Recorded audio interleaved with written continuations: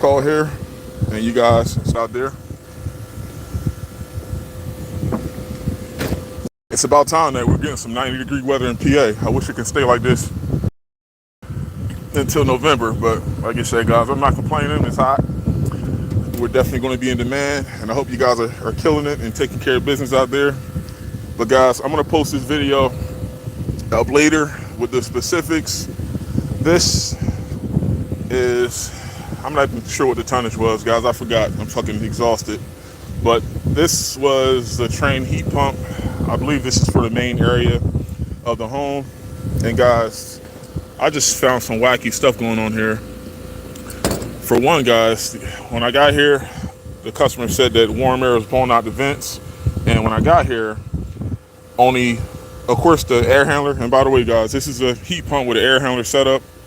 And downstairs, the fan was running. And when I got out here, guys, I had 240 at my contactor, but the contactor coil wasn't pulled in. So, guys, what I did was I started tracing power. And guys, with these heat pumps, you know, you got like 5 sets. You don't have your conventional setup. You have your old terminal for your heat pump. You don't just have 4 wires. You got the whole shebang. But guys, I had power from R to Y, so that let me know that we had, I at least had 24 volts coming from my air handler, going out here to my heat pump. But guys, yeah, make a long story short, I found some chewed up wires, and inside it was like a bunch of insect webbing, but yeah, it was a bunch of chewed up wires. And also, you guys know, with that contactor coil. But guys, what's weird is that this actually wasn't tripping the fuse. So, like I said, guys, weird things do happen where you can have, like I said, dirty contactor coils and shorted wires, but the indoor unit still run. I don't know, but like I said, guys, this was a simple service call. The customer was happy, and we got this up and going. And guys, I remember my first time learning about heat pumps. Gosh, I can tell you now. Hold on, can I zoom out here? My first time learning about heat pumps, guys, how things like this were introduced to me. There was, like I said, guys, it is what it is. I feel like with HVAC, you learn it how you learn it. Hopefully, you get put in a good situation. But guys, how I learned HVAC, most of the guys that were training me at that time, they didn't really deal with heat pumps. So guys, like, I definitely seen the worst case scenarios of heat pumps kick guys' ass. But guys, once again, I came into HVAC already knowing about theory, about how things are hooked up and controls. But guys, my first time troubleshooting heat pumps, I remember my first service call. Guys, I think this customer actually had a heat pump. But guys, I was with another guy. Make a long story short, I think he was a lead tech or he was like an electrician, but he didn't really know HVAC. So the boss sent me with him, and technically I was his helper. But guys, make a long story short, my first service call, it was a bad thermostat, right? And guys, this is just funny thinking about this shit, right?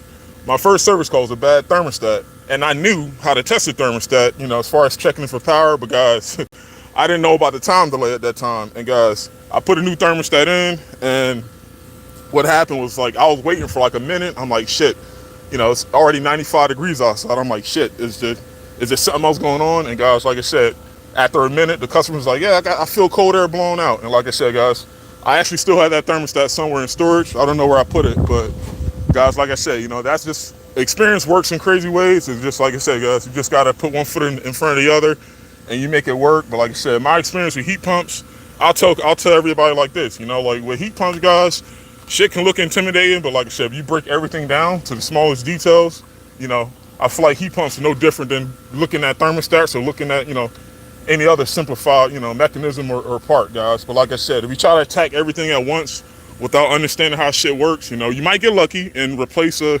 whatever, and it might work, guys. But like I said, the best way to learn this shit and retain it is you just have to simplify what it is you want to know. And like I said, you just keep building on it and you keep going. But like I said, guys, that company I told you about that I was doing maintenance, I never knew how to actually take the I actually never knew how to take the top off these Trane units. And like I said, guys, I wish I would have had a video around that time. Like I said, guys, it's just random shit like this. I thought, man, like, damn, I'm thinking you got to take a million and one screws out to disassemble this thing. But like I said, guys, being around this long enough, like I said, I feel like half the questions, and I always tell new guys like this, you start off in HVAC with a bunch of questions, but like I said, guys, I say with experience, well, not someone telling you what to do, but just being around this long enough, I feel like half of your questions are going to get answered. And I mean, like I said, guys, heat pumps was definitely something that, off the rip, I knew that they worked like AC units in the summer, but I knew a lot of guys that trained me, they didn't really deal with them.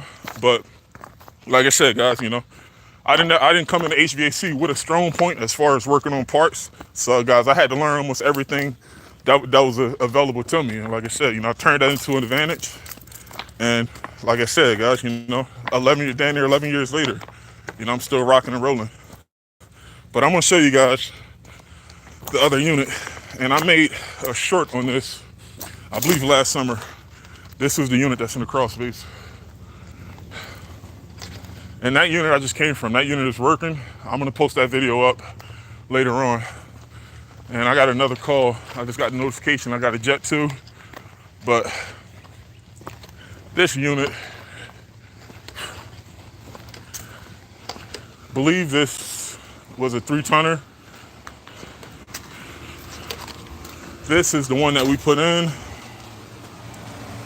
last year.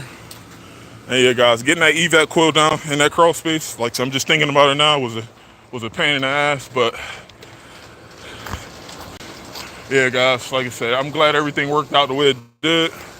But yeah, guys, like I said, and this customer has about 3 units. I believe it's the main unit, it's the unit that we just fixed, and I believe there's a 3rd unit on the other side.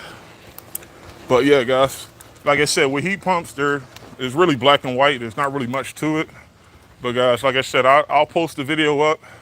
And once again, I definitely seen the 1,000 subs. I definitely appreciate that. Like I said, guys, we'll definitely shoot to the next stop, man. That's for sure. Because I definitely got a bunch of content.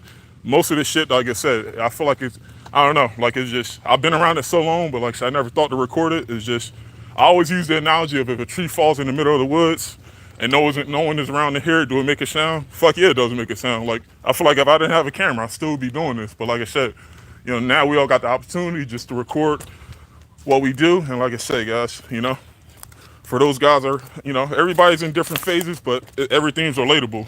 If you're starting HVAC, you've been in it long enough like me, or even past that point of retiring, like I said, guys, you take it day by day, and look, before you know it, you never know how things can turn out. But let me make sure I'm not losing any tools. But guys, I got to get up out of here. It's already 3 o'clock and it's like 90 degrees on a Tuesday. I got all my stuff. So I got a jet. But luckily, I think these last 2 stops are local, so the drive time ain't too bad today. But yeah, guys, there you have it. That was a heat pump, no AC call. And like I said, I didn't really get too much into the logistics of what was done. I'll leave that to the video. But yeah, guys, make sure you guys are staying hydrated out there. And make sure you guys are rocking and rolling. And I'll see you guys on the next one. Peace.